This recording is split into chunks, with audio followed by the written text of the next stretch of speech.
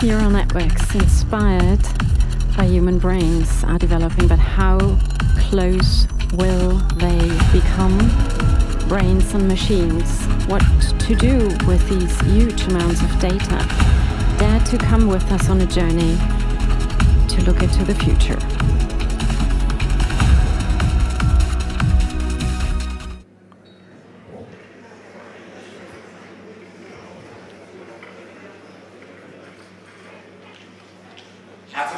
Welcome, everyone. What a strange coincidence. Wittgenstein once noted that all human beings whose skulls were opened had a brain. That was the philosopher Wittgenstein. But it's not a coincidence that a former student of Wittgenstein, Alan Turing, a mathematician, wrote a paper almost at the same time that built the foundation of the modern computer, which looks like this today. And if you were to talk to this device, if you want to enter into a dialogue with the device or joke around with this device, you might be wondering, is it true that there's no brain in this machine? But of course, there is a brain involved, not just one, but thousands. The brains of engineers, but also neural networks, databases, millions of data, and this device is connected to others across oceans. Fascinating, isn't it? Welcome again. I am Wolfram Eilenberger. It's my pleasure today to be the facilitator tonight for you at this Hector Fellow Academy Science Evening. We have about 300 participants here in Düsseldorf present and about 600 watching us live via the stream. And as you know, as you might have already heard and felt, we are part of a revolution that does not happen all too often. This revolution is connected to fascination, new perspectives, but also fears, anxiousness, sometimes catastrophic fears. But this revolution is based on an increase in knowledge in two areas of science. One, our brain as the primary organ of thinking is becoming ever more clearer in its beauty and connectivity, and at the same time within computer sciences the performance of these computing machines is increasing drastically, and that is so fascinating because there's this notion that these two processes might stimulate each other, depend on each other, and might lead to a convergence so that brain and AI, brain and computer, as the title of tonight's Science Evening suggests, might be indistinguishable in the future. The Hector Fellow Academy is a forum of pioneers, of scientists, and this is why tonight we would like to look at this topic from three different points of view. Psychology, cognitive science, that's the first one. Secondly, IT and physics. And third, neuroscience and anatomy. Of course, this is nothing without a fourth area of our culture, namely politics, because politics is involved in all of these processes, not least due to the funding. And this is why we are very pleased to welcome a representative of the European Commission here tonight, and not just anyone, but the Director General of DG Connect, Roberto Viola. He will give us an introduction tonight, just to give you an impression, a glimpse into the responsibility and the power connected to this at the political level. 8.1 billion euros is what we're talking about when we're looking at the funding at this level. So we're happy to have you here, Mr. Viola Dottore. The floor is yours.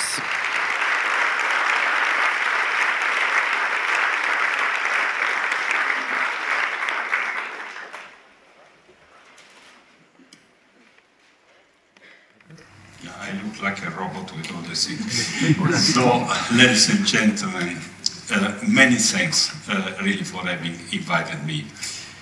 when I received the invitation from Catherine Hammonds, I said, I want to be here. And, you know, I do many boring things in my job, and they keep me busy. And so my team said, you really want to be in a car and come to Düsseldorf and do this? You have I said, I want to be here. And I did it. Because, you know, this is also what I did. The subject matter, what we are discussing today with so many experts, is what I think I wrote in the book. The book is not published in Germany, so it's not advertisement. But it's a book about why it's important to arrive to some sort of rules, and why it's important to invest public money in research in AI in brain. And it's divided by cities. You can imagine there's a city called San Francisco. You know why. There's a city called New York, about the United Nations and their responsibility, and then Brussels. But then there's also Zurich. That is my final chapter. And it's the story of these great people that actually, the whole idea of the Human Brain Project, you know, when we started 10 years ago with the European Commission doing this, we said we want to look at the brain, but also the evolution of computer science. Many neuroscientists attacked us about this, saying, this is not the way to do things.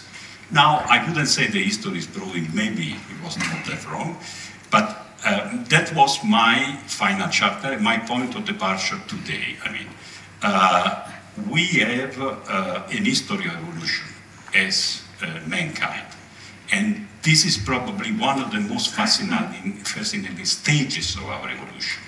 When we have started, you mentioned Alan Turing, the greatest imitation game on history. Now, let me say things that you will be surprised that I say. A plane can fly, human being cannot fly. A car runs faster than a person. Wow. But these people now marketing artificial intelligence are saying, oh, look, my new reasoning model is much better than 80% of the PhDs. You have seen last week Microsoft announcing an AI orchestrator, which is many AI working together, that can actually do a diagnosis 80% of the toughest cases on Earth, and doctors only 20%. And everybody say, wow. And why don't you say, wow, that a plane can fly and I cannot fly?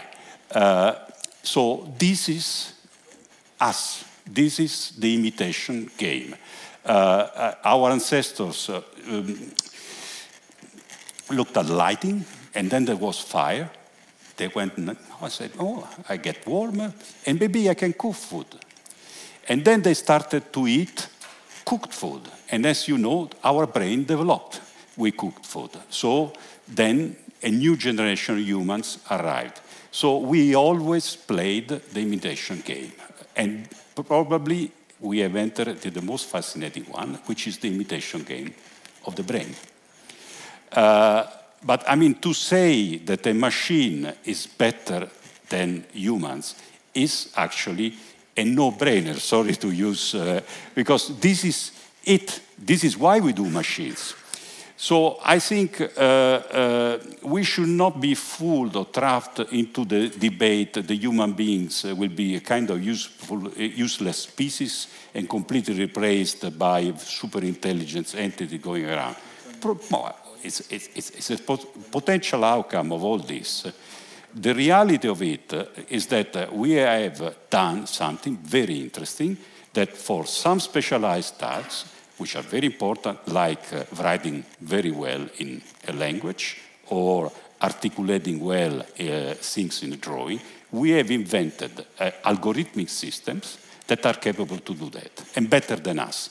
I don't feel frustrated about it, because, I mean, frankly speaking, it is normal that when we play the imitation game, as human beings, we always put the target, the bar higher, to make sure that actually we can do things that we cannot do. So if those algorithms are better than us in integrating millions and millions of data and coming out with one or the other hypothesis about my health, I should be happy about it. I find it rather empirical that the doctor sees me, I tell more or less what I remember about how I feel, I give maybe one or the other exam, and magically, this person, in a such complex thing like a body, has to get it. I mean, it is this or is that. Even the most professional pilots, jet fighters, when they fly a civil plane, they use the autopilot, because a civil plane is such a complicated machine that nobody will think for a second, I just fly with my experience. So there's nothing wrong that the doctor uses an autopilot to actually arrive to a much more precise diagnosis. And this, we should be happy about it. We should think, well, we are getting into an imitation game that has a plus for us.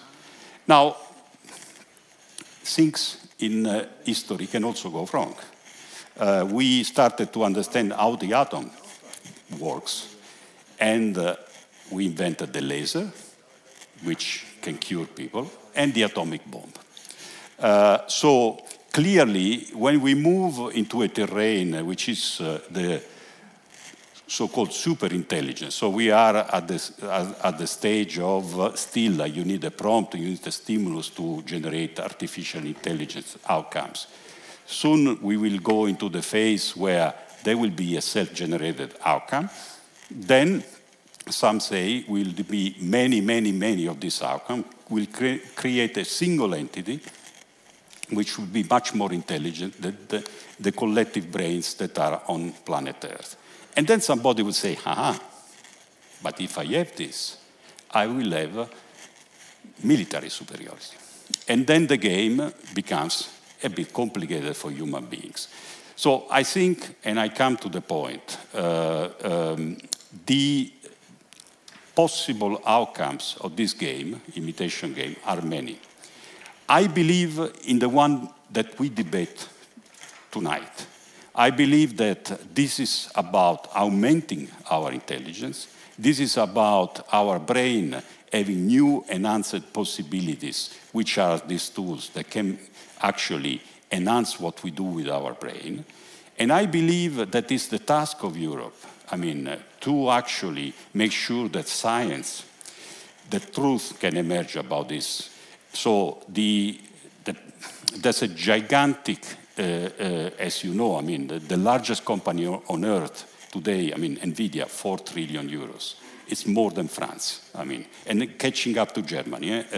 So there's such a gigantic financial interest behind this that, you should have a bit of a critical stance on somebody says, this is much better than any human being. So having, rules, making sure that the scientists can use the best possible computing machine, making sure that neuroscience can develop. It's a kind of life insurance for all of us, that we go into this imitation game, understanding step by step where we're going. And not, we will at times lose control. Let's have no illusions about this. But at least that, as the human beings have shown, also have the resilience and the capability, when there's a mistake, where there will be a serious incident, to understand it and to correct it. Because the game will get faster and faster, because you heard about many AIs working parallel, the so-called agents, maybe creating a group, one challenging the other. This is called chain of arguments, so a single AI reasoning is a chain of reasons, the other is chain of arguments, so many, with the computer power going up and up, you risk very, very soon to lose control if you don't set the guardrails, if you do not invest in open computer science, in public infrastructure for computing. So coming now to the commercial, what the European Commission does. The first thing we said is that, as I said, we need to give to the scientists machines and tools that they can continue to work independently. Because if you work for a company, then of course you have to respond to the logic of the company, which is, first of all, make money, second, think. So we want to make sure that the logic is exactly reversed. So we started by saying Europe must have the best public supercomputing infrastructure of the world, and now you have one in Germany, one of the top 3 of the world. We will have another one in France, and we have another 10. These are part of the famous 8 billion we have spent that are open to scientists, to start up, to actually experiment AI, do we say the right things on AI, and make AI available to the society. Now, you might say, but you will never make money, so Europe will be behind. So then we have evolved this model to what we call the AI factories. Now, what is the AI factory? It's basically a factory where what happens in a factory? Many people around machines try to shape things. So the idea is to have computing facilities and around scientists, startups, more mature companies that can experiment. But the trick is, compared to the gigantic data centers of the most powerful company on earth, these are independent, sovereign data centers where, those participating have the same right of anybody else. And yes, it's possible to create an AI made in Europe, which is used by our companies. There's no reason why a car manufacturer, a robot manufacturer in Europe should be completely, transferring its intellectual properties data somewhere else because there's no capabilities to do it in Europe.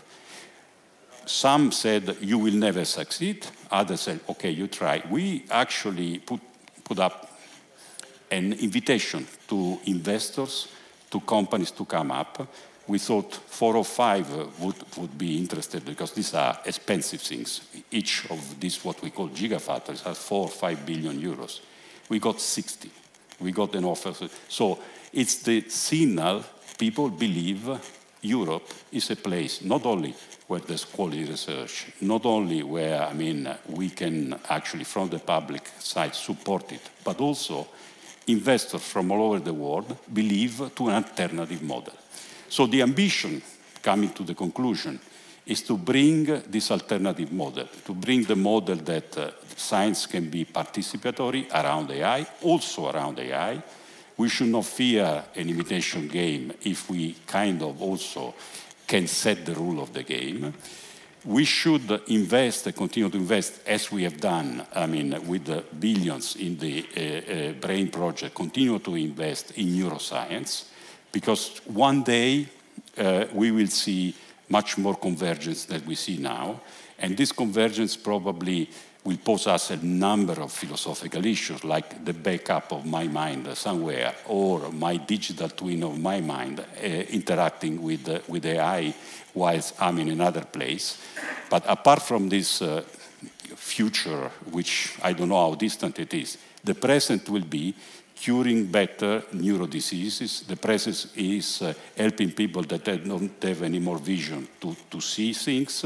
The present is to improve the way, we deliver services to our citizens. So I think the soul of an interest, to maintain this way of doing things and to maintain, our kind of European rules and European way to play this gigantic and new imitation game. Thanks for your attention.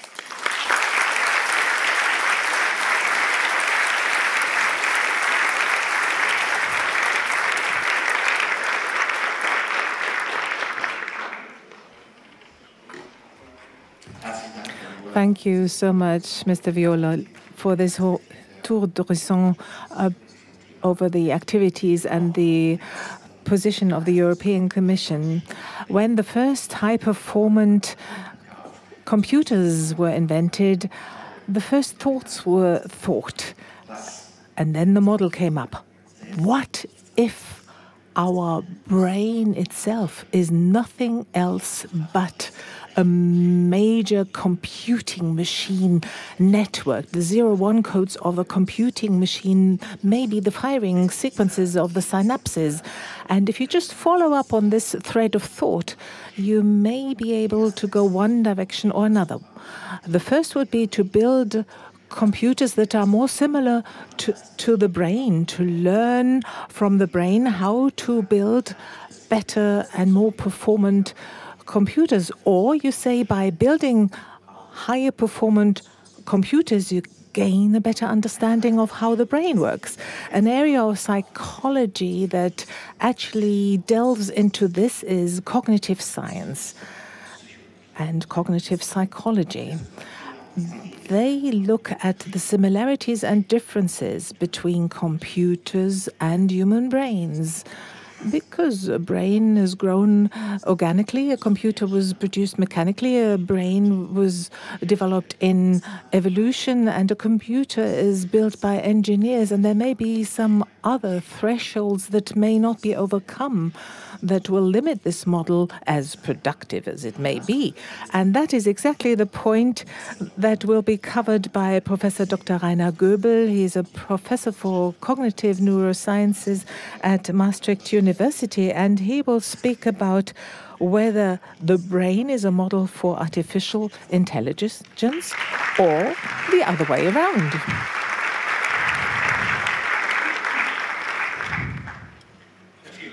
Thank you very much for this wonderful introduction. Thank you very much to the Hector Fellow Academy for inviting me, but my special thanks go to Katrin Amens. For about 1 year now, I've had this invitation sitting on my desk, and I spontaneously said, yes, I'm going to come, also because Thomas Lippert and others will be here, and it is my pleasure to make my contribution. As you already heard, I'm going to speak about the relationship between the brain and artificial intelligence and how one influences the other. But let me start by what we all know. We know artificial intelligence. It has made its way to our everyday life. That was different to when I started to study, because it's now penetrating our normal life. I'm not going to speak so much about ChatGPT or Alpha, but more about the first point, because we all know from our telephones that they're also computers. They find their faces in all sorts of images. That's also AI. I'm going to cover this type of AI a little bit, go a little further, and return to the more general questions thereafter. An important difference, as we heard a little bit, is how to approach the brain and AI. I will first try to look at the extent to which AI is and was influenced by brain research. I'm only able to cover this very briefly. But then the second question comes up, and this keeps me busy in my laboratory. Is there something that we can learn from AI about the brain function? And that is what keeps me going and keeps me on my toes. And if we look at how we train AI, then we may not know that the networks that you download, that you change and connect, may be influenced by brain research of the early years, certain ideas that were added that have massively increased the performance that came from brain research. And I'm going to make 2 points. And then what we are calling neuro AI, namely I start from the word go, not to build up a technical system, but my idea is that I want to understand the brain and try to emulate the brain. And in doing so, I can see very soon that this is not doomed to fail, but the sheer complexity of 85 billion neurons and connections can never, ever fully be comprehended. But maybe AI can help us.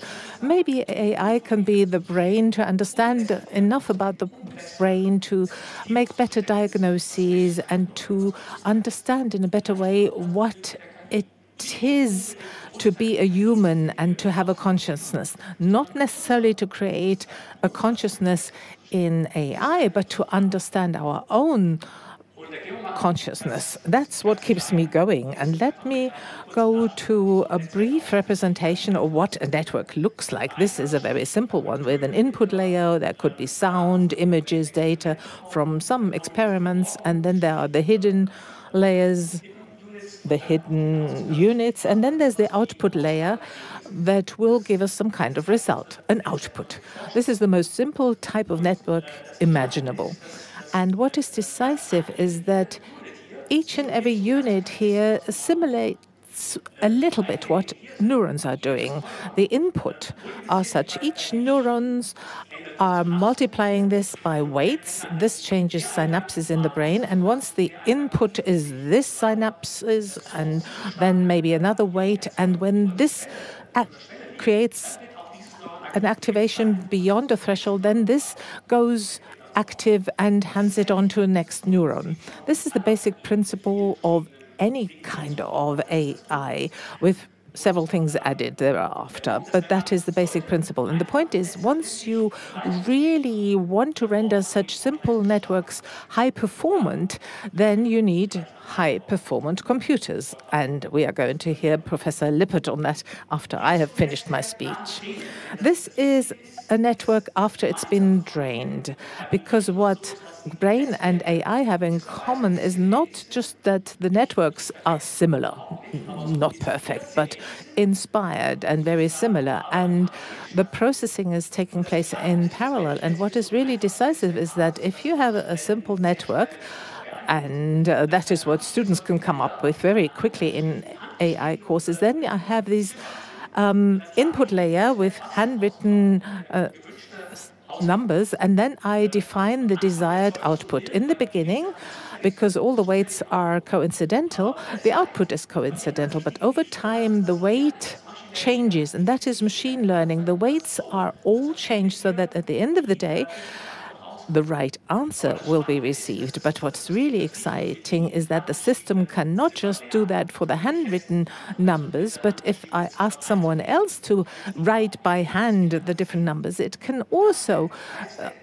diagnose this. So it's generalized. And this is one of the decisive key phenomena of AI, namely that the systems can learn from examples, but not just learn the examples, but to learn the principles in these hidden layers. They're called latent variables. And these are representations that we need and want to understand. And if you do it correctly, and I will come to that in a minute, then you may be able to learn what kind of hidden representations are to be found in a brain. That is the task of the neuro AI research. Here you see how inspiration continues. The network I just showed you has connected all neurons with the next layer. And they were good, but that they were not human-like. And then the next trick came around. Why don't we render the connections like receptive fields in the brain? That is how our cortex is built. I have not linked all neurons of this layer with all neurons of the next layer, but I've got these little kernels. We've got different names for that, by the way. And then to say, well, this neuron will only see what's coming in here, and then there will be weights that will be shared with other points, and then they will learn the optimal weight to find and come up with output that will be optimal for the next. And the so-called backpropagation, the learning process that continues to be the main process of AI, works as follows. If you have the wrong output, then the unit knows I wasn't active enough. I should have switched on number 6. Then it changes the weighting and says, next time you have to activate me more so that I can omit and not do a mistake. And then the next layer says, if they know what their mistake was, then they can say, but you need to help me so that next time I can be more active and come up with a better output layer. And so the mismatch between the desired output and the actual output is backpropagated, and all layers are therefore then trained. This is one of the main aspects why this is called deep networks because you can train them. In the old days of AI, you could only ever train one layer, and after some years you could be better and better and train deeper and deeper networks. These layers have 3, 4 hidden layers. In temporary networks, these could be hundreds of layers for object recognition, for example. The point is, in the brain, you don't find this, but you have to see how this can be limited. And the principles that have had an influence on this, the convolutional networks, are not just based on the hierarchy, on parallel processing, but on the principle of receptive fields. That's from brain research, which is then found in these networks. So the path is from the brain to AI. Not everybody knows this, but we can prove this to be true. What's really exciting is what I said. If you look at this and you always think that the hierarchical networks and the intermediate layers are black boxes that we cannot understand. You don't really know what the system is doing, but of course you don't necessarily know it for a specific input because it's too complex. But the internal representations generated therein can be investigated in the neural networks. You can't do that in the brain for all the billions of nerve cells, but in these artificial neural networks, you can analyze the layers very quick because you have the data of all these cells, of all these units. And that is really interesting. And that is the fundamental principle that neuro AI is based on, as I understand it. If I have the brain, this is the schematic representation of the brain, the visual system of primates, for example, in the brains. If I then map that in layers and areas in an artificial neural network without knowledge, these are coincidental weights. But if it's built like the visual cortex of the brain, and then I take training examples, I show some images and say, please learn that this is a cat and this is a child. And then if the architecture is right and the training takes place, possibly the artificial neural network will come up with similar representation in the hidden layers as we encounter it in the brain. And once this happens, this representation can be taken out. You can try to understand and then validate it with neurosciences, with electrical derivations, with magnetoresonance tomography and imaging. And this is what I would like to show you more about in more specific terms. These are hidden layers that have come about with these networks that recognize objects. And then people say, yes, this is V1. The first hidden layer looks actually almost exactly like the encountered representations of neurons in this layer. That's what our visual cortex in V1 actually will come up with. And here you don't know to what extent this is similar to what we have in humans because we haven't really researched that. We know a little bit, but not really. And now I would like to give you two examples. The first one, we developed a model with the question how to encounter interesting things in our environment. Why do I look this way? Why don't I look down here? This is what we call salience.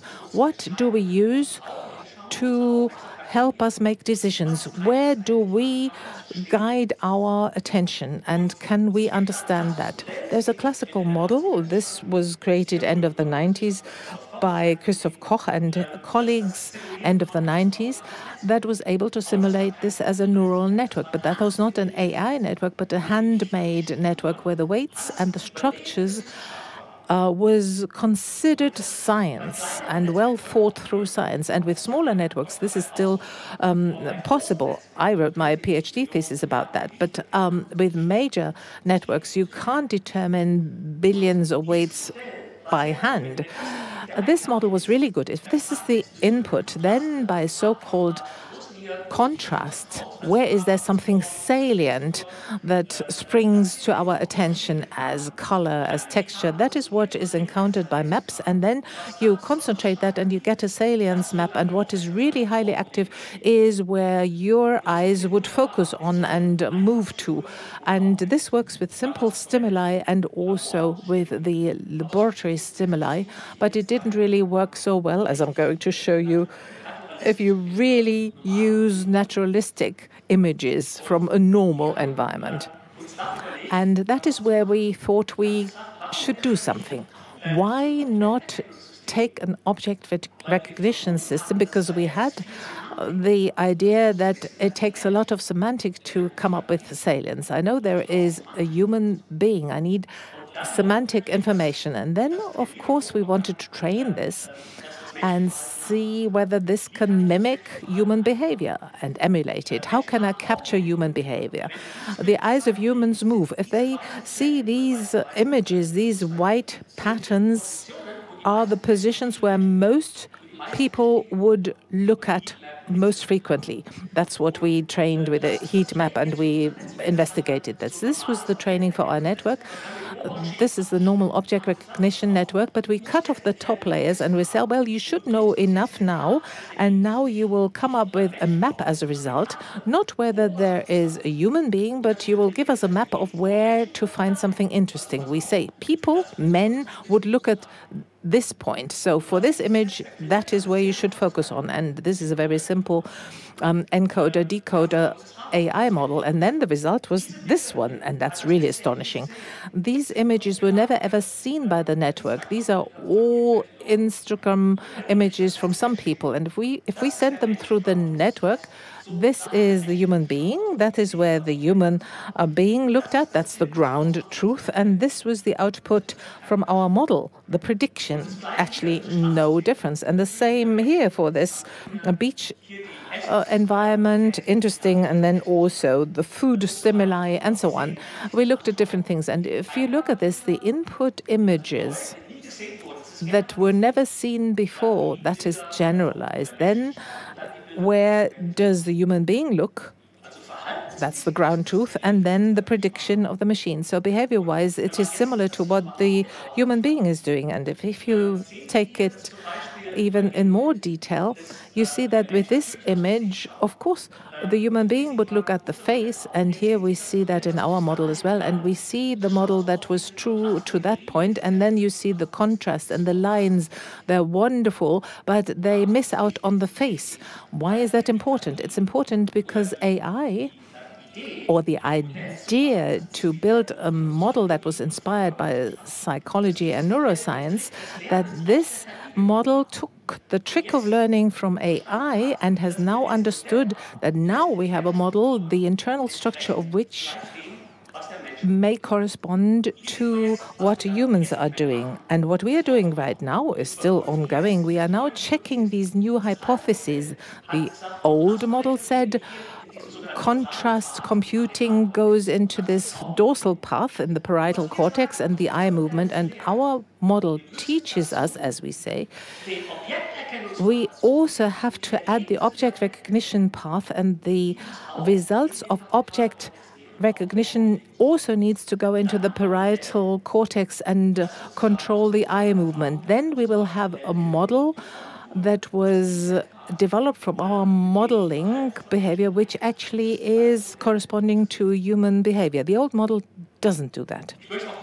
And let me also go beyond that. Although the object recognitions work similarly to what humans do, here the model says, read this texture. This is the texture of an Indian elephant.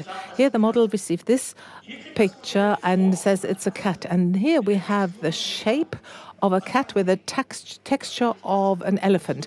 You would recognize this more as a cat, but the machine would recognize this more as an elephant. There is a mismatch between man and machine because AI is still looking more frequently at local structures and textures, and the human being looks at shapes. And yesterday there was a publication, if you train ontogenetically how children, how babies are seeing things, then that is changing, and you will then have to train AI similar to how you train humans.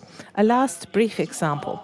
We also try in our research to look at how bodies are recognized. If we really know AI to understand more about the world, we have to give it a chance to get to know the world. If we just use text as input for ChatGPT, we mustn't be astonished that there is no such thing as a true perception of pain or experiences that we humans make. And true intelligence and consciousness can only be generated when we have experience with the world. And that is why robotics are important. And for psychology, that is important because we are agents in the world and we develop an ego. And I'm only one point that can have a causal effect in the world. And that is why embodiment is important. And to look at this, we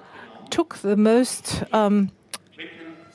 precise robot hand and trained it with the enforcement model. For reasons of time, I'm sparing you the details, but let me emphasize that the model that we developed is highly modular, one of the largest network models that you can come up with, and it was processed on supercomputers to train it. And we took major parts of the brain, not in all details, but we built it similar to the brain, different sensorial systems, a working memory, the motor cortex, and we simulated all of that and rebuilt it. And we used the atlases that already exist and that are mainly developed by Katrin Amunds. And these atlases make it possible for us to build models that are similar to the brain. And how many areas are there in the motor system? As we have to have as many as in the brain. All is to be built up just like the brain. That was our basic principle. And another work is functional imaging, and we've got the scanner task, rotated cube in your hand, and we had this done, and we measured the brain activity and also used that as a constraint for modeling. And that's what the model looks like as an overview. It is highly detailed, and proprioceptive input can be seen there, and the system has some eyes and sees your own hand hold a cube, and you have to turn your hand in a way that a certain face of the tube ends up at the top. And once we had trained that, the result was that the system, the brain-based system, learns faster than OpenAI, which was the competitor at the time. They didn't only come up with ChatGPT, but also did robotics. They stopped it when ChatGPT became so famous, and it had a better result than the best model at the time, because here we can learn better because we did it in a brain-based way. And this is a trained model, and we don't see which one is to be turned upwards, and it actually has to turn in a very clever way so that we get the right result. And this is what we've learned, and we are investigating that in the cortex. I can't give you the details, but we keep learning from this model, even to this day. And this brings me to the end of the presentation. I hope you were able to see that the idea from moving from the brain to the AI, but then to use the power of learning from AI to see what kind of information is coming up from AI and to feed that back into brain research is what really fascinates me. And here we can make a lot of progress in neurosciences. Thank you very much for listening.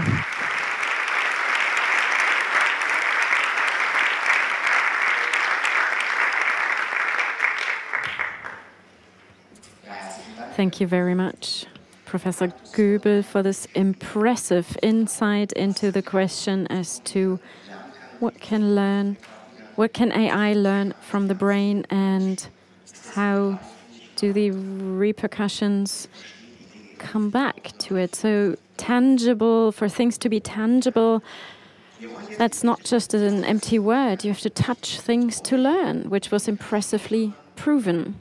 Thank you for your presentation. And now we will move on and talk about supercomputers, high-performance computing systems, and then segue towards AI. Computers could be structurally similar to the brain. We have highly performant computers. We can even connect them, and if you have a bit of courage and a vision, and the next speaker does have both, you could say, well, let's go ahead and do it. Let's rebuild the human brain. Let's have a human brain project and try to look at the complexity of the human brain and rebuild it as a system. And you could even go one step further. Why don't you just build a brain, but a super brain? Why don't you build a supercomputer that is able to do so much more and develops something that we all have, something very mysterious, namely awareness, an awareness of being in this world. And some people say we've already arrived there, or we're on the verge of having that, computers with awareness. And people that are actually building these systems, engineers, etc., they are a bit more hesitant. They are a bit more down to earth before they would agree to something like that. They're looking at these systems. How can we increase performance? How can we do better engineering? And there's hardly a better speaker to tell us more about it than the next speaker, Professor Dr. Thomas Lippert, with a background in IT and physics. He's the head at the research center Jülich Institute for Advanced Simulation and Jülich Supercomputing Center. Welcome, Mr. Lippert. The floor is yours.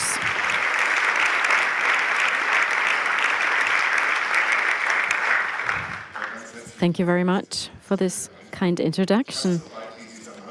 Just as far as you went in the beginning of your statement, I wouldn't go as far, but I'm happy to be here tonight, and it's my pleasure to talk to you about how supercomputers create artificial intelligence and how the fields of neuroscience and supercomputing are mutually inspiring.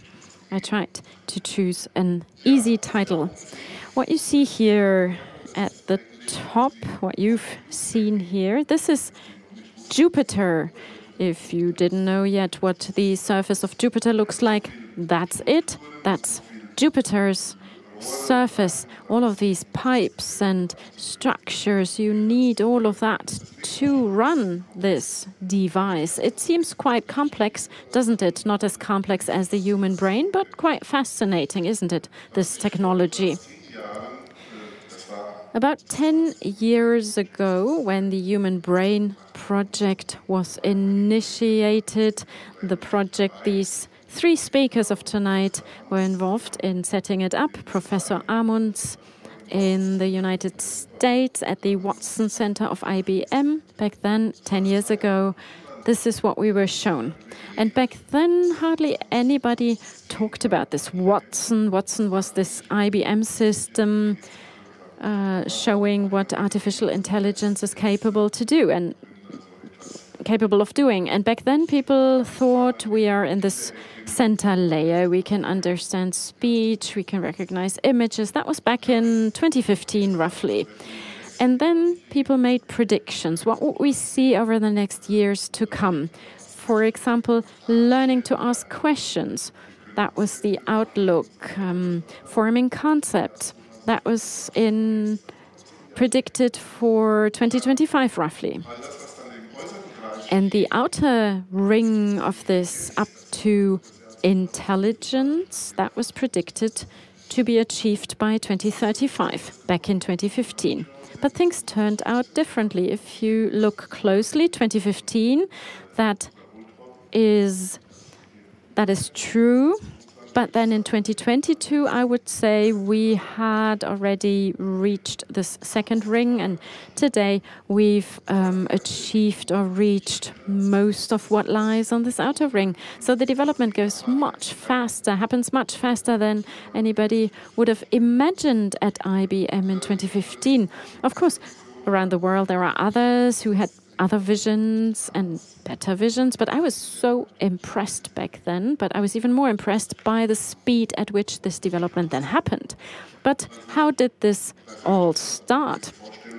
So personally, I have an idea about the historic development, but I'm no expert. But one thing is important, I think, Mr. Hebb's rule, what fires together, wires together. So this idea or this finding that structures in your brain connect if they have a functionality, a common functionality that happens more frequently, then the connection becomes stronger. And this was the basis of the following. You see this connectome and the structures here. This film was given to me, made available to me by Mrs. Amund. So all of these things that are already connected, and it's a gigantic depth of structures of the green meerkat. Axa and Amunds are the authors of this. This is 3 or 4 years old. These structures are actually in the human brain. Neural networks, this is a bit easier, the perceptron, a bit simpler, sorry. This is the number 6 that you enter, and you can create a certain probability for the number 6, which is the highest one. All of these pixels, 784, then you have a hidden layer where this is condensated already, and then 10 output layers that map the probability. So you've created a system with this. Based on this idea, what fires together, wires together, determined by this idea, and this is my main message, the findings from neuroscience led to a first idea of how these neural networks could be created and what they could look like. Quite quickly, and quickly is a relative term, I know. So over the course of 2 decades, this evolved. I remember my diploma thesis. I wanted to go into these ideas, but I did. I then chose a different topic. Maybe I was right, maybe I was wrong to do so. But until today, this development happened so quickly. Why? Because the computers that were available at the time with their performance, respectively, allowed the processing of ever more complex systems. And then it was possible around 2010, 2012, where people were able to have more depth, deeper layers, and then up until 2018, as you are all well aware of, the generative pre-trained transformers to be created, and language models are based on this very model that a number of hidden layers are introduced. And you need large computers to compute these hidden layers. This is a list of people that have looked into this particular question. It's not exhaustive, but just to give you an overview of all of the people that did research on this. The highlighted names in purple, these are Nobel Prize awardees. They did research into these questions. Supercomputers, how are they connected to all of these? Supercomputers, this is my message, were the engines of the AI revolution.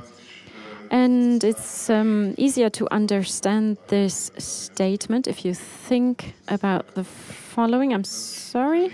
Let's try to go back to this. It's easier to imagine when you think back to the year 1990.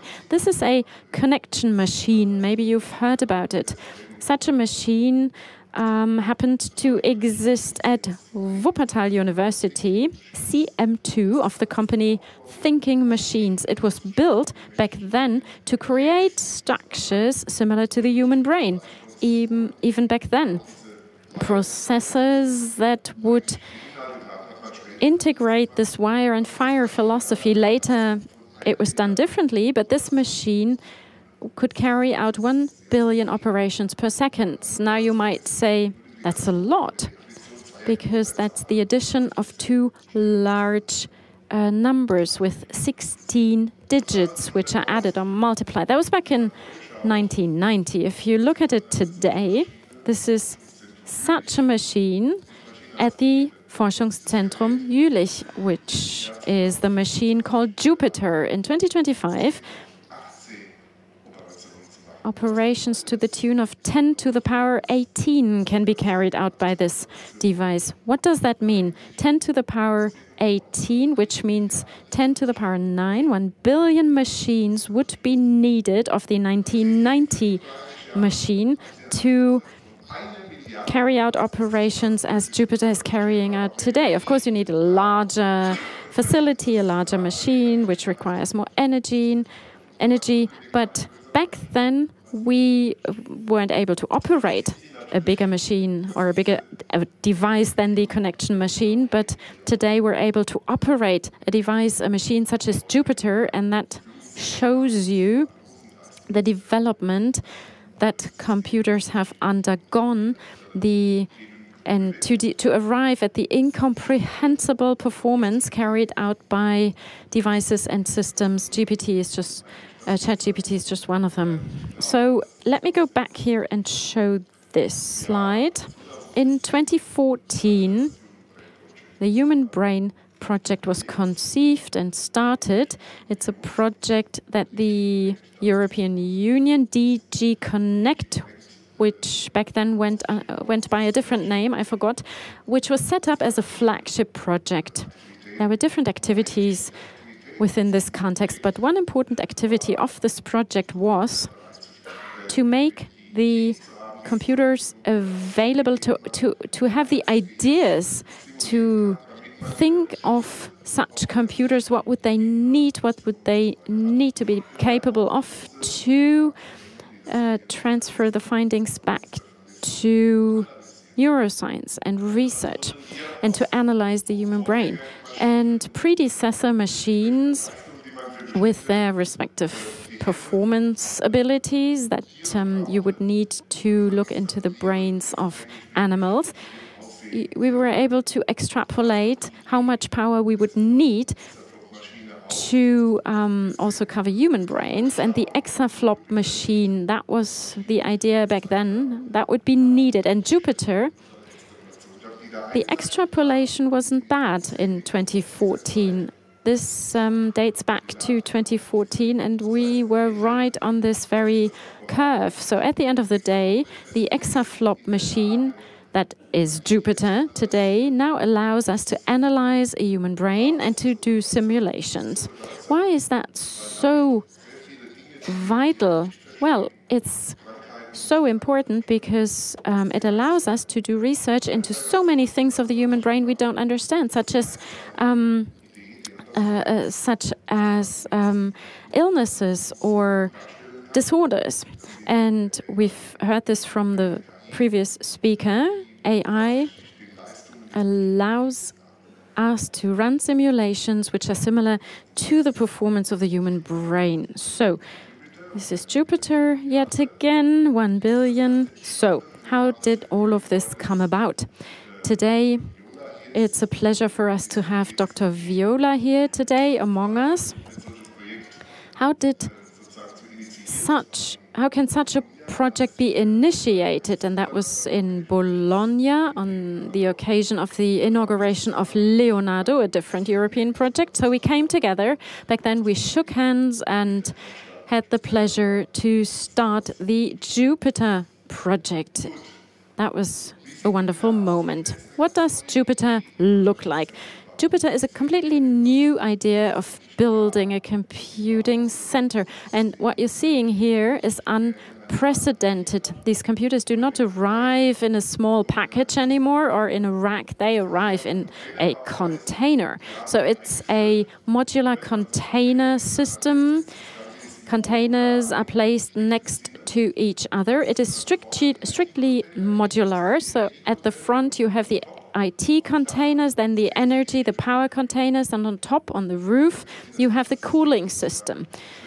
So that allows you to build it up step by step. It's a 350-ton crane, which you need to put these containers into their place. Now, if you are afraid of AI runs on these machines, so you need people, human beings that are able to build something like this, to run something like this.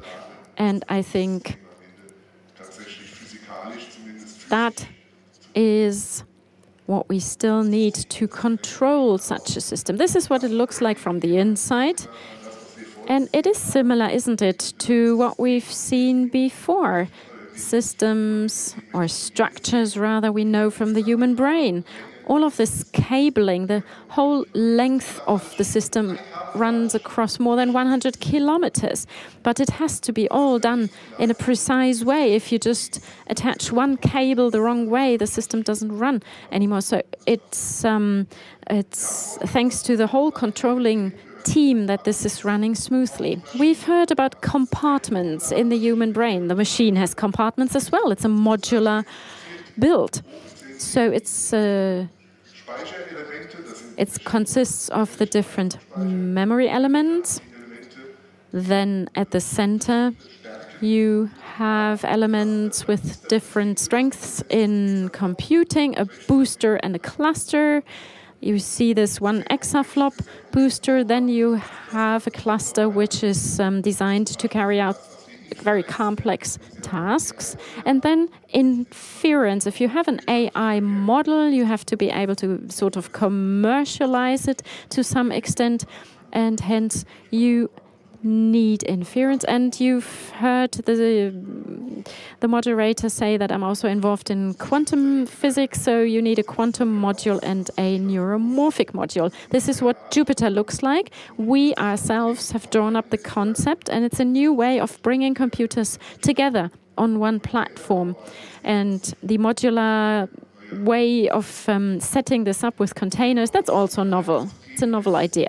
Just to give you an impression of our Jupyter, and it's similar to what has been said about the human brain. We have a number of nodes, and it's a miracle that people are able to run simulations on this. If you have one mistake, the computing goes all wrong. So it's highly complex. Technical data, feel free to look them up on our website as well.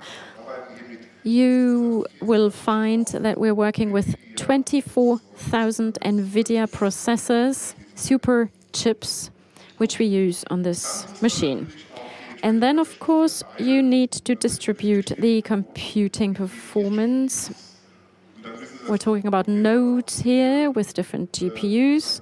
You have to copy the model and use different data. Then you get a median value, and then you move on to the next round of computing. This is how the training works.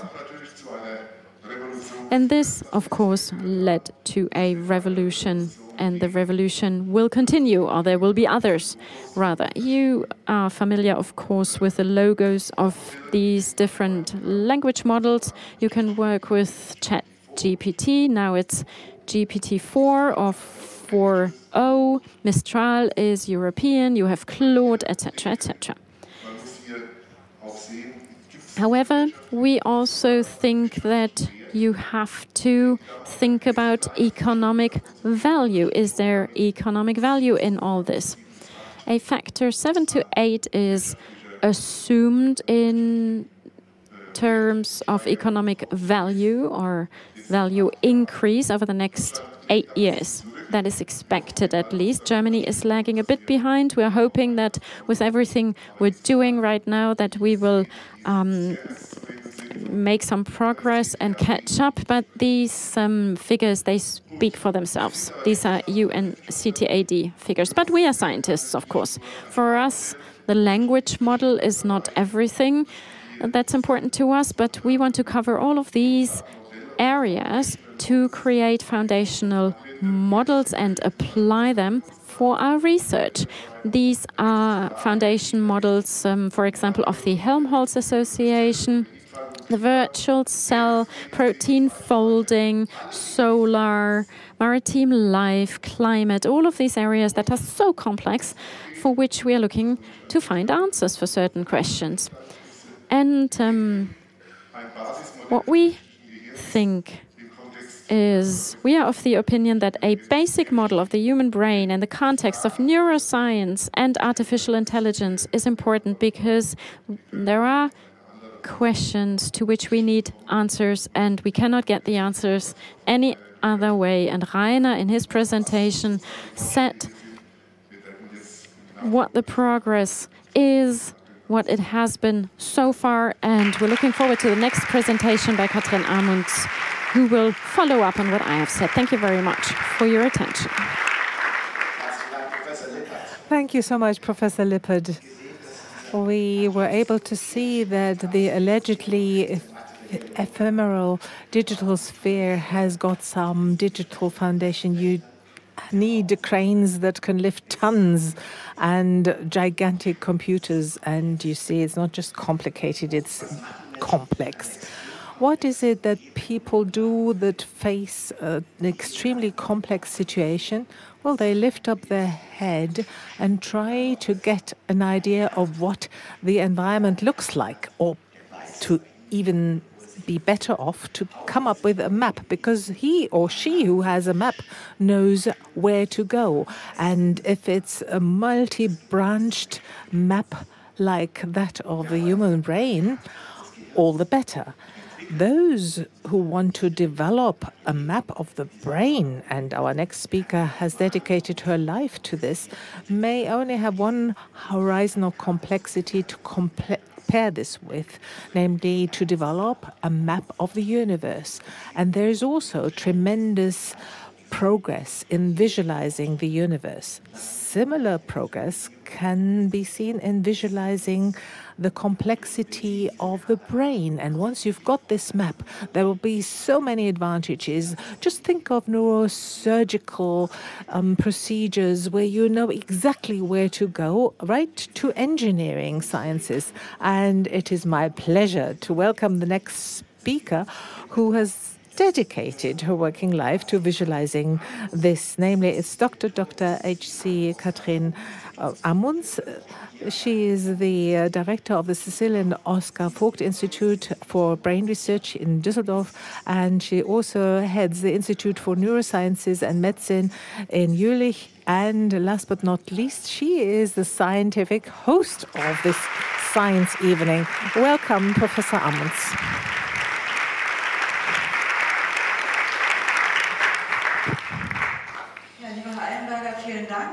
Thank you so much, Mr. Eilenberger. It is such a pleasure for me to be with you tonight and to share the importance of mapping the brain with you. Why is it important when we speak about AI? You are all well trained already, and you've seen what a perceptron is on the left-hand side, and on the right-hand side you did see the structure of the visual cortex of the long-tailed monkey.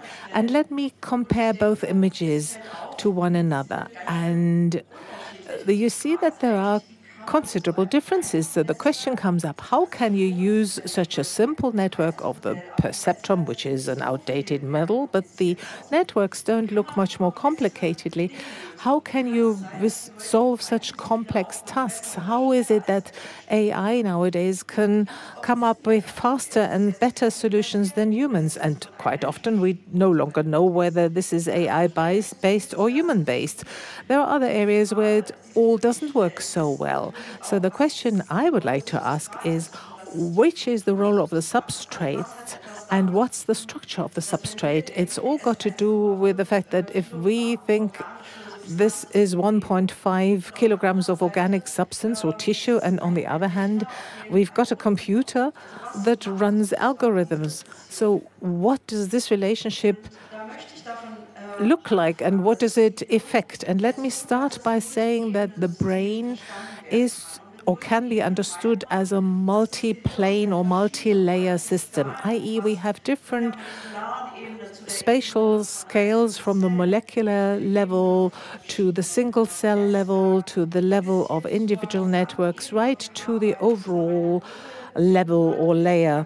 And Rainer Goebel says that embodiment does something to us. Our brain doesn't just act on its own. It's part of a body, and what we feel and take up is very important for what we are thinking, what we are doing, and what we can change. So it's really important. If you have such different spatial levels or planes, then you need different neuroscientific methods to investigate all this. On this slide, you see just a limited amount thereof, and all of them are very important in their own right. But we also see that if we want to develop a whole understanding of our entire brain, we need to integrate them to the different size scales. And then computers are very important to analyze major quantities of data and simulate. All of this is also a way of integrating the different aspects of the organization of the brain as well. And if I take out one of these planes, it is the cell plane. 86 billion, as we heard. That's just the neurons, but there are also glia cells. And these cells are organized in the brain in a particular way. We call this the cellular architecture. These are images from our Vogt Institute for Brain Research. This is one image that came from Korbinian Brodmann, who came up with a map of the brain. And he looked at how the different cells are distributed. These are the black ones. And he said there is a different pattern, there's a different architecture. Here something is changing. And he derived therefrom that this is the threshold between three areas. And this is the primary visual cortex, where the visual information comes up first, and then there is the limitation, and there are other visual areas that go further and process more information. And this is the way in which maps were generated in those days, and they drew it by hand, and they said, well, there are the limits, and here is the threshold where something changes. And this is how Korbinian Brodmann in 1909 saw it, and this was published. And he is still used today, although he didn't know for most of these areas what their function was. He was able to say what the task of the motor cortex was, or for the visual cortex, where the EMC information is processed. He did use a simple microscope at the time, and of course it was difficult to find the borders between different areas of the brain. And now we can use modern methods of mapping. We can use image analysis and statistical processes. This is derived from the cortex. The different nerve cells are arranged, and where you see the two red arrows, the two areas left and right of the green line are somewhat different, and there are statistical processes like the calculation of the Malalobis distance, that's a clinical distance, that makes it possible for us to scan the entire brain cortex and see where there are the main differences in the cell structure. And then this Malalobis distance finds these differences, and in a reproducible way we can determine the limitations or the borders between areas of the brain. And reproducibility is where science starts from. And when I started to map brains as a postdoc, I looked at 10 brains.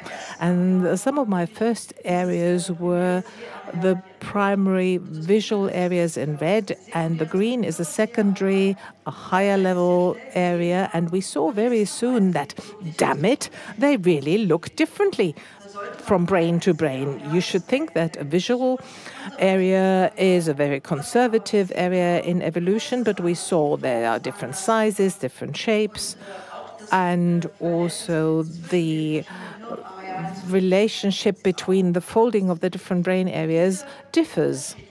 And this variability of the build of the brain was to be mapped. And so we actually merged all 10 examples and came up with the spatial reference system to map it in. And here you see the superimposition of 10 brains in space. So you can see there's a high probability that this area is to be found exactly there. That's red, but blue is less probable. But brains are different. They from one another, and for imaging that is very important, especially when scanning test persons. But for medicine this is really important because we want to treat patients in as exact a way as possible. To go into a higher spatial resolution, then we looked at a donor's brain and came up with 7,404 histological sections to break it into, which we could do with a microtome.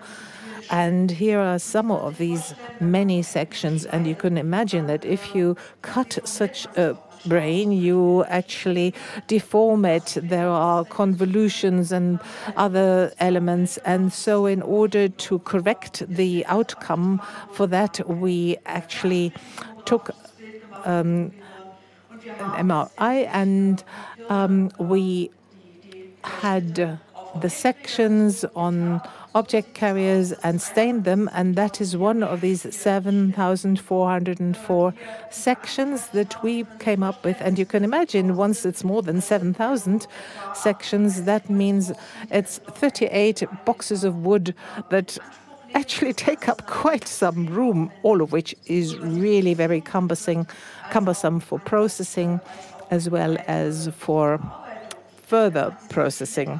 Because if you just were to add one section to another, you would end up with something like this that doesn't look like a brain at all. But if you then apply mathematical and physical models to it to do all the calculations, then you can truly reconstruct the brain with 20 micron. That's about the thickness of a brain. Of a hair.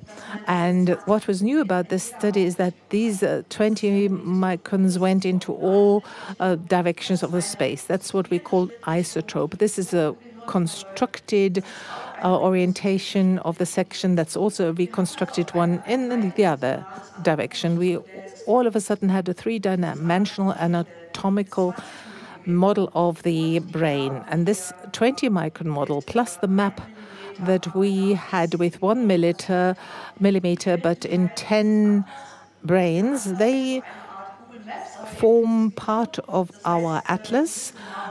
It's like Google Maps for the brain. You know exactly where you are in the brain, but you can also say what kind of variability there is, how many cells will be encountered, and this data can be used just like with Google Maps for your own scientific objectives. And these are data freely available, and we are really proud to see this brain grow slowly but surely. This was a project started beginning of the 90s to map one simple area. Takes 1 year. Sometimes you can cover 2 or 3 areas in 1 year, but not much faster than that. You can imagine if you have 270 areas in the brain, that means 270 times 1 man or 1 woman year that this takes. And of course, this is all costing taxpayers money. And because it was a long path to embark on, we want to make this freely available to everyone, and that is what we have achieved. This data is relatively complex. As you can see here, there are different size scales. You've got the entire brain, maybe 16 centimeters long, one area maybe 2 to 3 centimeters long, but then we can go down to the cellular level. A cell may be 20 or 50,000th of a micron, and our objective is to have a 1 micrometer brain where each and every one of the 86 billion nerve cells can be represented and visualized because the way in which they are structured and arranged will tell us a lot about their functionality. But of course, it's not enough to just look at those cells. We want to know how they are connected with one another, and we can use data from colleagues from other labs in France, for example, or we look at the functionality or the molecular structure, and simply speaking, we have a large number of histographs and measured values that give us some indication as to which areas are behind these maps. It's not just a map, but it's a map that tells me where I am in the brain. How variable is it? What about the distribution of cells, the molecular structure, and genetic expression? It's a gigantic database, but it is spatially organized in a very clear-cut way. What's really important about the human brain is the molecular structure. Brains don't just work via electrical stimuli, but also chemical ones. And each and every nerve cell, and this gives you one schematic view, will be influenced by different receptors where neurotransmitters or messaging substances are bonding to. We know glutamate from food, for example, which excites people. It's one of the most important excitatory neurotransmitters, and glutamate alone has many different bonding sites for the neurotransmitters in one single nerve cell. And you can imagine what kind of options there may be. Options for modulating via the different messenger substances, and the excretion doesn't work so fast as opposed to electrical signals that are processed in the computer. Here we're talking about milliseconds, and that also has a part to play in the way in which we can solve our cognitive tasks and how we develop awareness. And of course, we want to know more about the connection structure in the brain, and a special role is to be seen in the axon, which is a propagation of a human brain nerve cell, and that is the part that moves away from the nerve cell and connecting with thousands of different other sites. But there is an optical method, the 3D polarized light imaging, that has been known for a long time, more than 100 years, but we don't really know how to make this available in a 3D fashion. And in fact, if you have an unstained histological section and put that in a polarization microscope, then the axons that are actually encircled by marrow sheaths, they actually have an optical effect that can be measured with this optical, and depending on the orientation of the axon in the area, you can find out the orientation of the axon. Pink means the direction or orientation is this direction, and green would be this direction. And the third dimension into the display, into the map, that is what you will see represented as black. The steeper the fibers, the blacker they are, and the rest can be seen in this. And that was a major breakthrough, because these types of long fibers thus far in the human brain could not be measured with this spatial resolution. And we can do that for entire human brains, hopefully in a couple of years from now, but at the moment for areas that are several centimeters thick. And we can also do that with a resolution that makes it possible for us to make individual axons of the brain visible. And this is the model of the connections of the nerve cells in the human brain. And we can zoom into the so-called brain cortex. And all these thin lines are very, very thin fiber bundles or axons. And you see how strongly and effectively the connection structure changes if you look at the orientation and if you scan it up and look at it. Natural networks show properties such as hierarchical organization, parallelism, redundancy, and regional and functional specialization. And it is really important to look at or to know what spatial resolution we use, whether you have a telescope that goes very deep into the cosmos, like Mr. Eilenberger said it, or that is just at the surface. Resolution is very important, and a resolution of 1 millimeter is what we encounter in the living human brain. And if we go down to 1.85 micrometers, that's where you can see individual nerve fibers. So this method is suitable to build a bridge towards methods that will be even better with resolution, such as the two-photon microscopy or electron microscopy. Here, all the organella can be seen and the synaptic connections, but I'm sorry to say that we can't see the entire brain. We can only ever see little crumbs of the brain and investigate that. And we think that we have to combine the different methods with one another to then end up with a complete image of the human brain. So connectivity will look at the different spatial scales from the microcircuit to the entire brain. It is plastic with the entire brain, and it keeps changing, and the Atlas is a place where this connectivity is matched with spatial background, where I can no longer measure with electron microscopes. I can still get some information about the probability of the connectivity, and I can say something about the neighborhood relationship, so to speak. So starting from the Atlas, I think we now are embarking into a very interesting phase of science where our knowledge about images and the different brain areas are developing, and we have more than 300 at the surface, but also in the deep matter, where we can link this knowledge with the variability, i.e. the differences from one brain to all the other brains, and we can come up with the probability scales as this one. This is very important for medicine, but we can also zoom into different areas of the brain and look at the connection structure, and we can look at major fiber bundles and represent them, map them. We can ask which cells do they go to, and for that purpose we have to zoom into the cellular plane proper, and in different areas we can investigate individual cells. The fact that we can do that is based on the so-called convolutional neural networks, and Eric is writing his PhD thesis, and he really came up with a breakthrough because he has a high probability of classifying these cells. It looks trivial, but it isn't. But when talking about 86 billion nerve cells, and each of them has 10,000 connections, it is obvious that we need a high-performant computing system. Not only that, but also the colleagues' expert knowledge, which can only be made use of if you can work together very closely.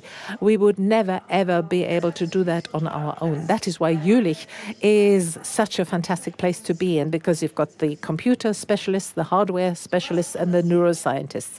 So where do we want to go? We want to come up with the basic model of the human brain, and we don't start from zero, but we start from the Atlas. There will be multimodal data such as images, texts, and topology, and I think we can produce about 30 petabyte data per annum, which is a lot even for Jupiter.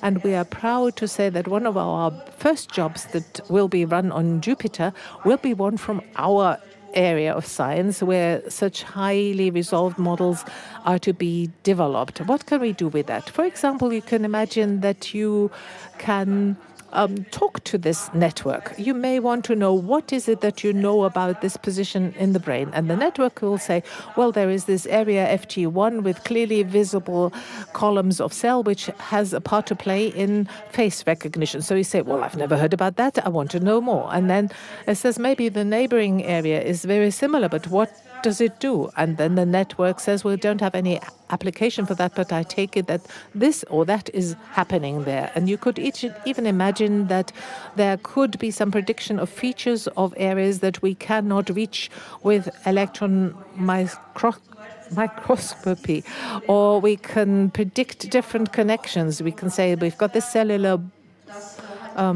structure, and we think it has this structure, or we can presume homology between maps and human brains. We can even go further in the direction of computer vision and neurobotic, which is what Rainer Goebel is active in, and we can start with operational planning and help surgeons with patients where deep brain stimulation is at stake. Or we can imagine that the prognosis of a course of a disease can be predicted in a better way. There is a stroke in a certain area, and we can say something about the probability and the prognosis for this patient. But last but not least, we could say something about the formation, further education and information, adaptive learning. Everyone learns differently, and such a model can help. If you think that the target of our research is to actually accelerate this research because we want to understand the way in which the brain works, but to also support this with individualized brain models and to improve speed, accuracy, and safe access to data in the brain. That's what fascinates us. That's why we say explore the human brain. Maybe you want to visit our website, and I would like to thank the Hector Fellow Foundation that has made that possible, and I would like to thank especially the European Union, because these major projects are able to come up with breakthroughs that could never be achieved with smaller projects. Thank you very much for listening.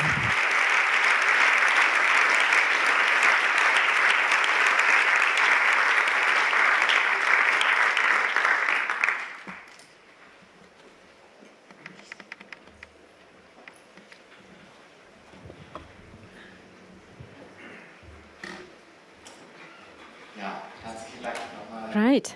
Thank you very much for this impressive visual presentation. Ladies and gentlemen, there's so much cynicism in this world, also towards science, but I think it has become clear that 3 people are dedicating their lives to doing this work, and they're doing it because it's their passion.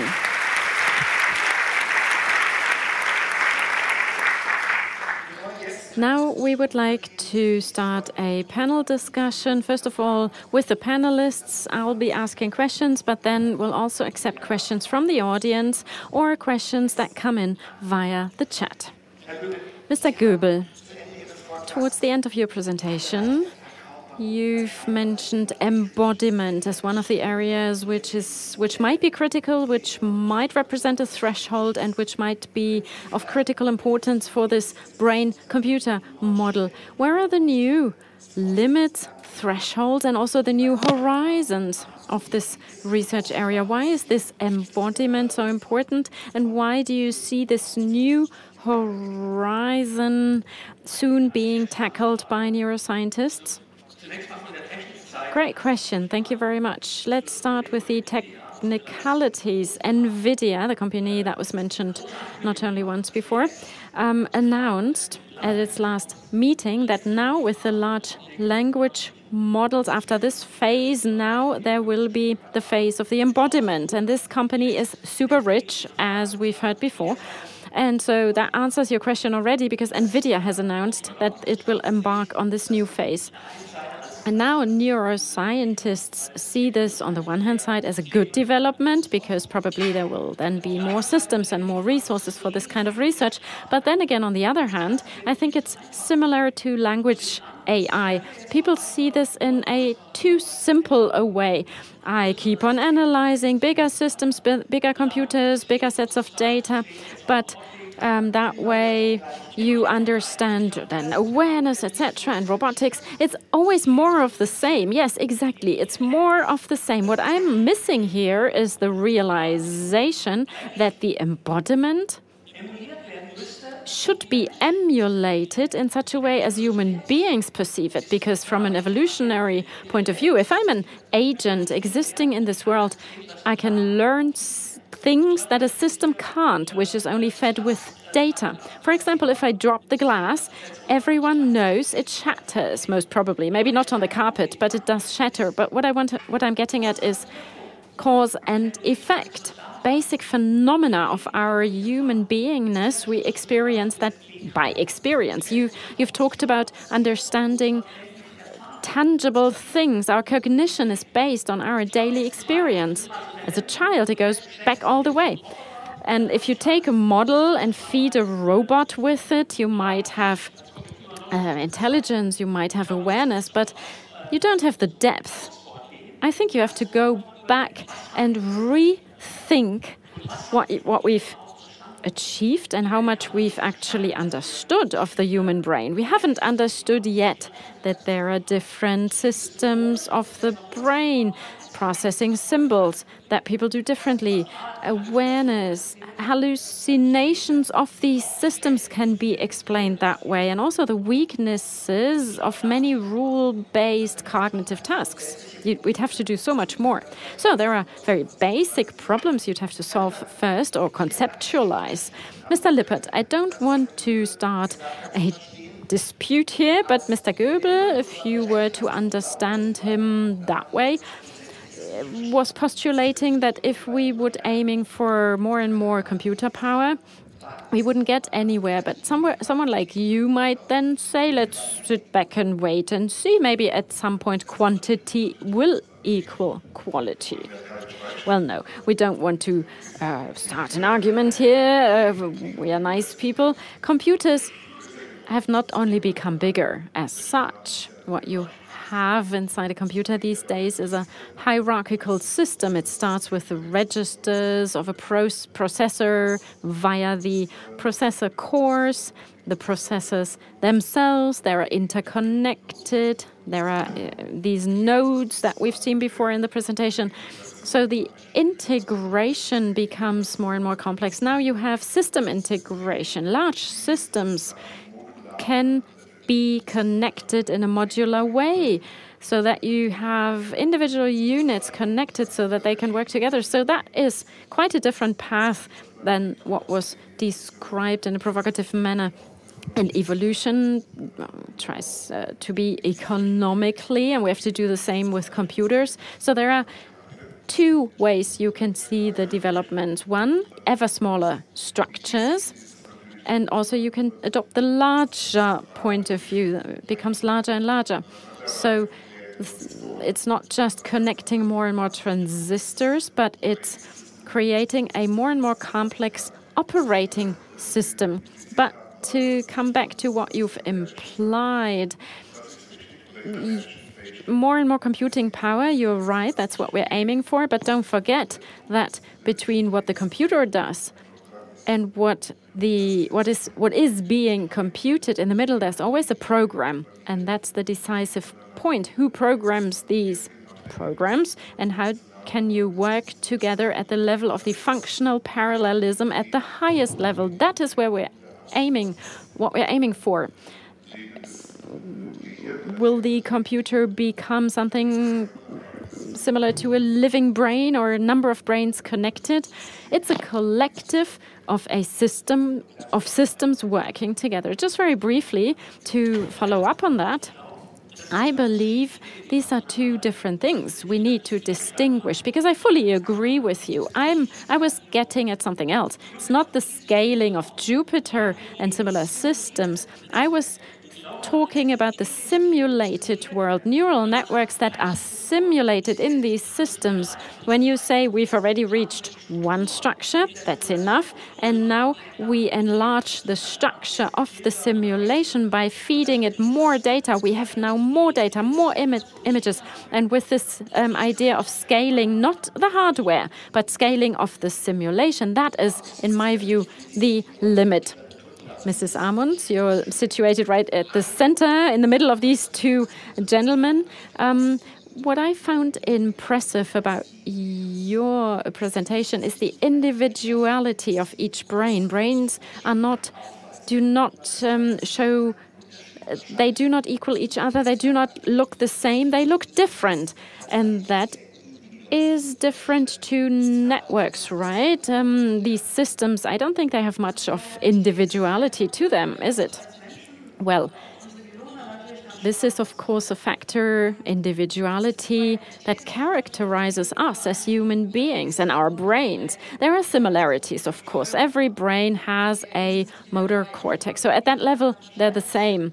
But the way they're connected in detail and the size and the positioning of the brain inside the skull, that varies. That is different from person to person. And yes, that is, of course, a big difference with a view to technical systems, where also for economic reasons, you try to have many processors which are built the same way. But still, the development Thomas Lippertz alluded to, I think is interesting, this modular approach, because we have different regions in our brain, the visual processing, motor abilities, language, and now all of a sudden we see computers that do more AI or more quantum computing, for example, optimization, or more neuromorphical computing to better map learning processes, for example. And I would think maybe that was inspired by the brain as well, even if it's not that obvious at the first glance. But this modular approach to have different specialized systems interacting and then at the end forming yet another system, that's different, but the concept can be compared to between brain and computer. Following up on that, do you see another difference? These brains are changing. They have plasticity. If something fails, something else takes over, not like the German rail. You can compensate. And my question goes out to both of you. The networks that we know, we don't see this plasticity where whole task sets can be moved and replaced. Yes, this plasticity thankfully exists. And when we treat patients, for example, and we try to get them back to moving certain limbs again, it works because the human brain is parallel and very redundant. And we have several options to respond to certain problems. We have not just one route to take. We can deviate and come back and use a different route. But still, when we grow older, we lose more and more nerve cells, but we do not realize that we do. Language skills, motor skills. If you look at a person 80 years of age, 90 or 100, sometimes they remain unchanged. And then, as Thomas Lippert said, one cable connected wrongly and the whole system fails.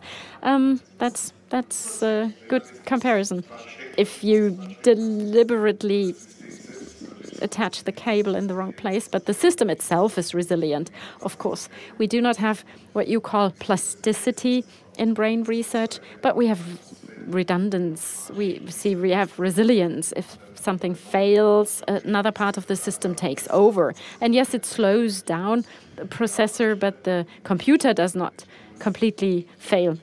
We have computers in Jülich which are switched off, which are not completely switched off to do maintenance, but you just switch off part of the computer while you do maintenance and other parts take over. So we do have that to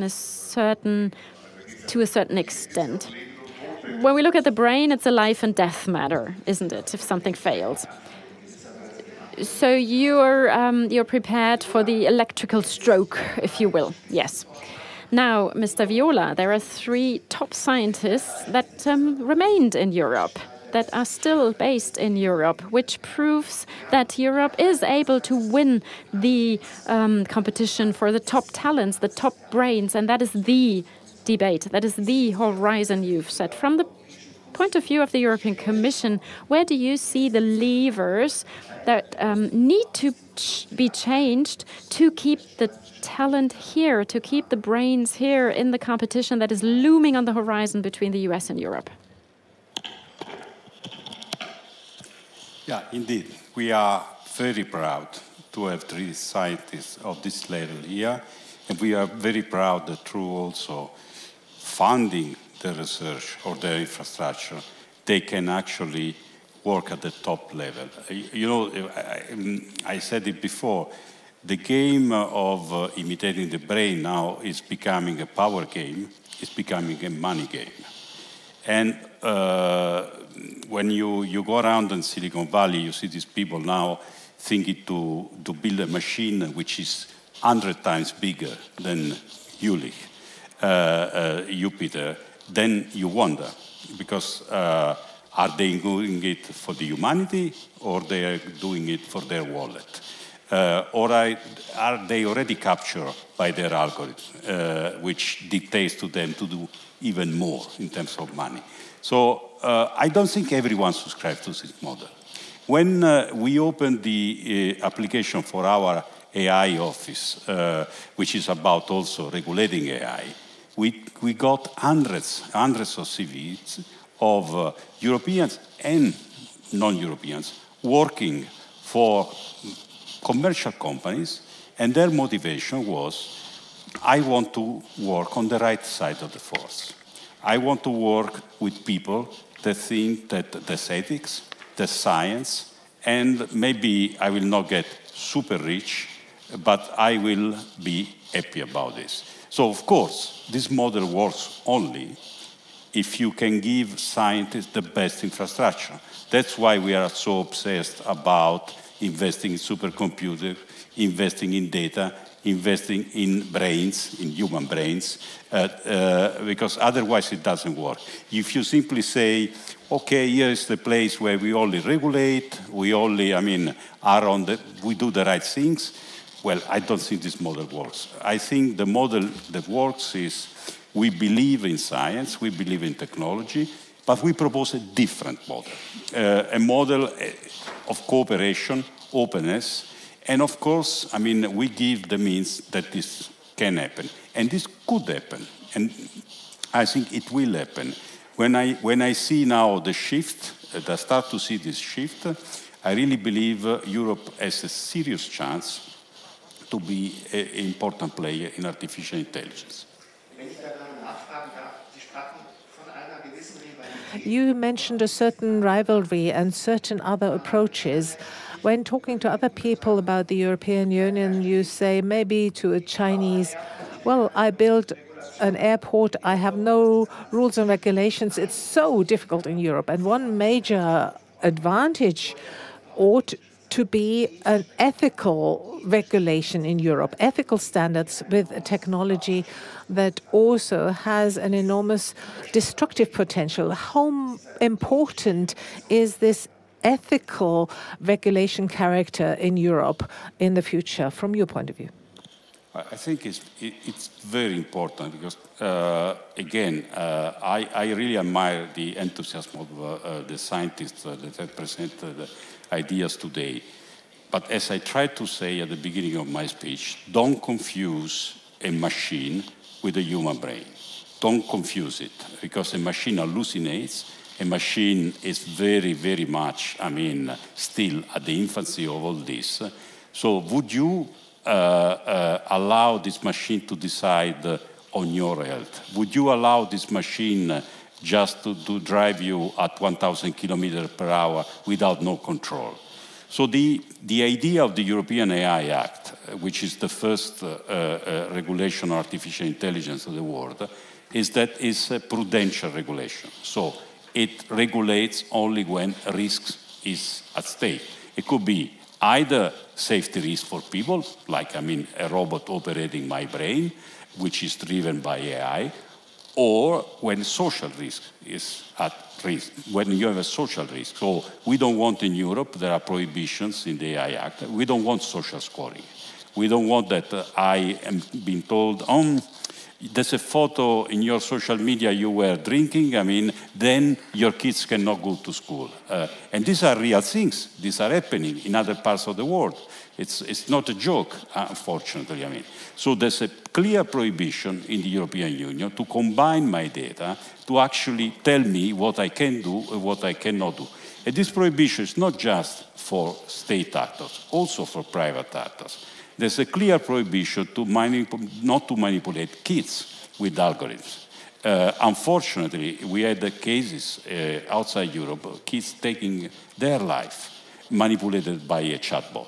So these risks, I don't want to be exaggerated about the risk because I showed my love for science and really showing also concretely in terms of investments that Europe is doing. But at the same time, I think caring for the risk, caring for the society should not be a shame. Because the vice president of a very powerful nation, which is not European, when it came to the AI summit, World AI Summit in Paris, and looked at the audience and said, let's confess it, AI is a business only for my country. I don't believe him. I don't believe him. And the people we have here on stage are the demonstration. There's another model of AI. There's another model of science, and this is called European model. Another commitment in favor of the European model. And in actual fact, it is true that the European Union is the first space with an ethical AI act of its own. And maybe this is the point in time to open the floor to everyone. We only have 2 restrictions. We have 2 people with roving mics. Please do wait until you've got the microphone in front of you, and please get up so that people on the stream can see you. And the third one is just be clear and brief. I hope I can be understood. I would like to ask Mr. Goebel. I think I have understood him correctly when he says that at the moment the development is more going in the direction of doing more of the same, to emulate the neural networks and to add more and more and more. This reminds me of the concept of the intelligent mass. You ask a question addressed to 1,000 people, and they take the average, and that may be the right solution, but that doesn't generate extraordinary impulses. If we think differently, for example, supposedly, if Jupiter hadn't been up to date just today, but already in the 19th century, but with all the knowledge generated after the 19th century, it doesn't exist, but only Jupiter existed. Could Jupiter have come up with the theory of relativity? We know about the story in Zurich. An official of the patent office in Zurich came up with this theory on his own. Without this knowledge, would Jupiter be in a position to come up with this epoch-making discovery? First part, you're absolutely right. You can't find the extraordinary if you just scale up. I give you an example that everybody may be able to understand.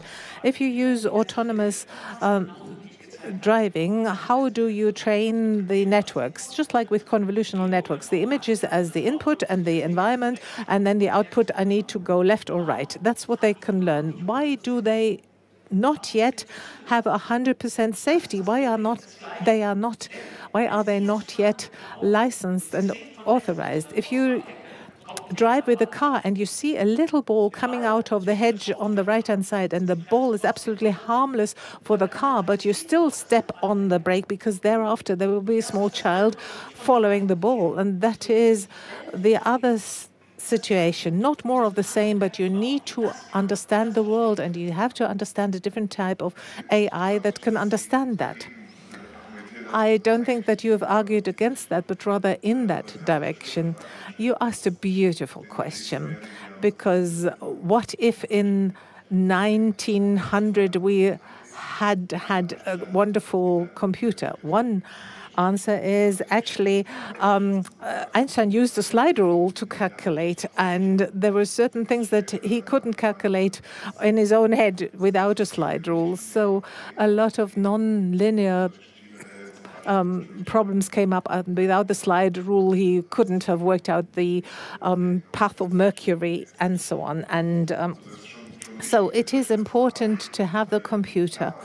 And at the time, of course, the culture of calculating and understanding differential equations was not so well developed. A lot of things could have done earlier that could only be done later because of the development of the computer. And the technical and scientific development of the world would have progressed far faster had we been able to build these systems in 1900? I hope this answers your question.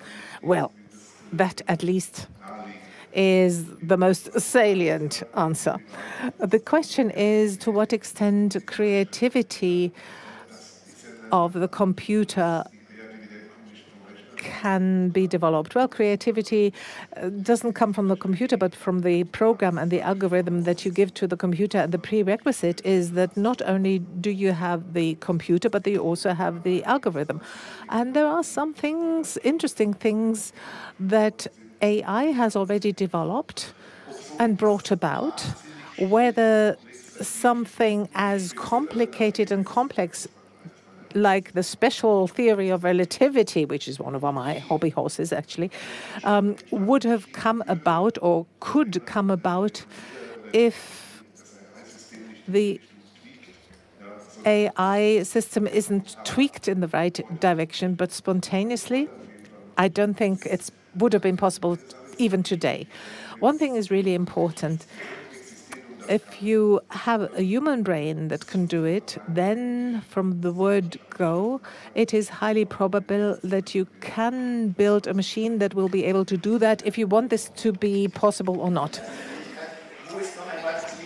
Right, thank you for that answer. Maybe there's another question. Is there a mic already? Yes, unfortunately, I cannot accept all of the questions. I can tell you that already. Good evening. We've talked about linear transformation, neurons, nonlinear. Doesn't intelligence need linearity? Yes, it does. It's a quite easy answer to your question, easy in inverted commas. If you have a perceptron and you only have linearity and you have 100,000 deep layered, it's a matrix operation. You can trace back all of these layers to one. It's easy. You don't have more than one layer. And you have to have nonlinear transformation. An example, I'll take my child to the zoo and I show the child a fish. I ask, what is it? Well, it's a fish. What's this? It's a fish. What's this? It's a fish. The child will say fish all the time. And then there's a dolphin and the child points at the dolphin and says fish. And then I tell it, no, it's not a fish, it's a mammal. That's what we need. Another question. Yes, please. Thank you, first of all, for these fascinating presentations, and thank you to Mr. Viola for your insights into the EU level. What I would like to know, against this background, China was mentioned on the one hand side, the US on the other side, the European Union right smack in the middle. To what extent do you see a danger that the EU in AI development, and we've talked about the speed of the development, China has this sheer volume of data due to its population. The US has the financial means to go ahead, and the chips, the NVIDIA chips, to make headway quite quickly. So I'm thinking maybe it's science fiction, but superintelligence, once everything develops by itself quite quickly. Where do you see the European Union also in future to keep up with the other two, regardless of the European way, the ethical question, etc. But in general, where do you see the EU? I see a race between China and the US mainly. So where do you position us? This question goes to Mr. Viola. Yeah, you are right. There's a race around artificial intelligence, about getting the best out of it in terms of economic supremacy, military supremacy, technology mastership. And Europe has to be very mindful that it's not going to be simple. You are right, let's not be complacent. I think it's honest when we say we have the best scientists. I mean, the recent history of science, the number of Nobel Prizes, the number of labs we have the highest density of AI scientists of the world. So in terms of human capital, Europe is at the top. Where Europe struggles, it doesn't have deep pocket, for instance, as the United States. Europeans like to save their money and put it, in banks. We have trillions and trillions of euros in banks. Here's the Italian speaking to the Germans. No. It's also the Italians. They have the same attitude. In United States, people put their money in the stock exchange. You see this stellar valuation and all of this. So there's a very, very deep capital market that is fueling all this. The valuation of AI companies we just commented are simply crazy these days. Crazy. More than a state. So NVIDIA is bigger than France. And in China, a state-driven economy, a state-driven idea that China should have a supremacy, also it's much simpler model than the European model. Everyone wants to have a say, everyone wants to participate, everyone wants to do everything. So this is where Europe shows its weaknesses, which are also the strengths of Europe. So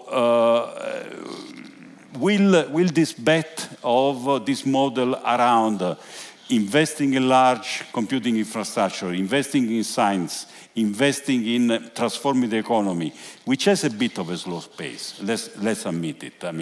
Could be kind of, we are not in the front of the race, but at the end we will be the winner of the race. That I cannot tell, because things happen so quickly. I think one thing I can tell is that, of course, if Europe starts to say, maybe tomorrow I will invest in science, maybe tomorrow I will reform my capital market, we will have a serious problem.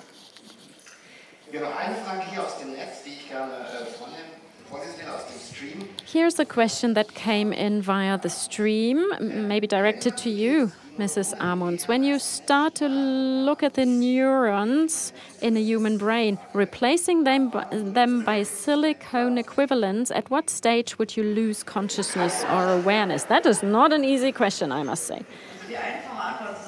The easy answer is, I don't know. But of course, it's true that even today, people are considering prosthetic devices for certain brain areas, stimulating in a deliberate way. So, for example, this could be used to help blind people. So, in a deliberate way, you try to get technological support with very fine electrodes into the visual cortex, inserting them and make people see again. I do not believe that artificial systems per se would be close to developing a consciousness. We do not know enough about this, in fact, what the foundations are for the development of a consciousness. So we can't even talk about how much artificial consciousness do I need in percentage points to be conscious? I don't know. We're not there yet. But I do believe that operations like this that I've just described for certain restricted areas, they might happen in a very narrow area, not at a large scale. Okay, so local problems, not large problems. And we are running into a problem, which is time. Our time is up, and my apologies go out to everyone who wanted to still ask a question. Sorry, we cannot accept any more questions, but there's a reception outside, and there will be sparkling wine, and all of the scientists here are ready to talk to you there. Thank you very much, everyone, for participating and for a highly informative evening.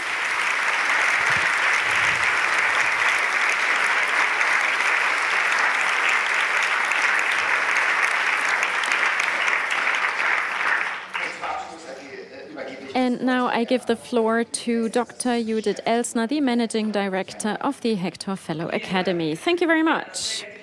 Dear guests, ladies and gentlemen, this is the end of an evening which has inspired us, each and every one of us, I think, in a particular way. First of all, thank you very much to the excellent speakers, Professor Katrin Amunds, Professor Thomas Lippert, Professor Rainer Göbel.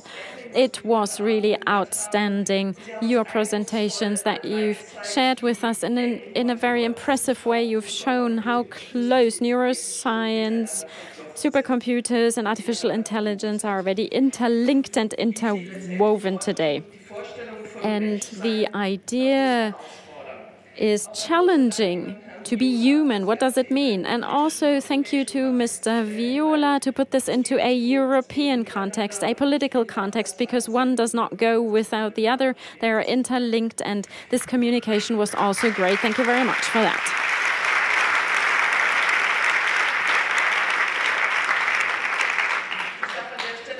And allow me to also say thank you to Katrin Amunds again. Her expertise and her passion for the matter resulted in a 2-day symposium, out of which this evening is only a very small part. Thank you for that.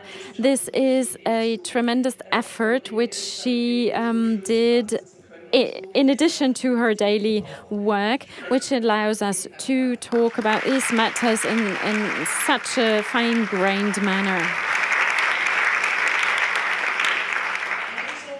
Furthermore, I would like to thank the founders, Hans Werner and Josephine Hector, husband and wife. They weren't able to participate in person today, but I hope they're watching us via the stream. But Horst Bodo Schauer is here representing the Hector Foundation. It's a pleasure for me to have you here.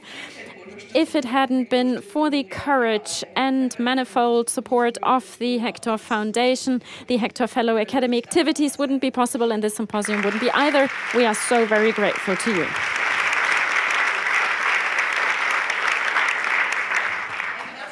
And thank you very much to the Master of Conference tonight, Wolfram Eilenberger, with his smart and very clever way of moderating this event. You've guided us wonderfully through the many layers that this subject matter brings about. Thank you very much.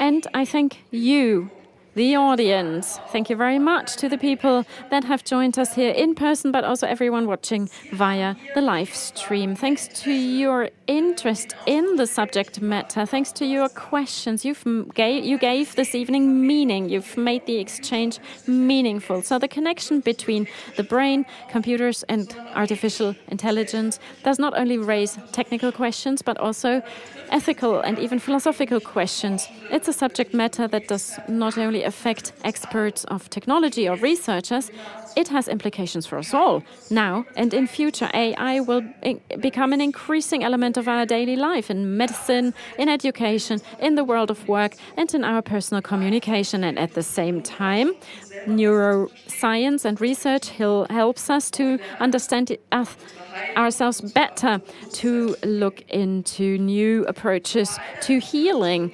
and treatment. But we also have to ask, under which conditions can such a technological power be contained? And we're not only looking at laws or technical standards, but we're also looking for a common position, a positioning towards this technology. And for that, we need education, information, raising awareness, and we need to have an exchange, a communal exchange about our common values. Only that way can we prevent from losing a grip of technology and becoming the hunted.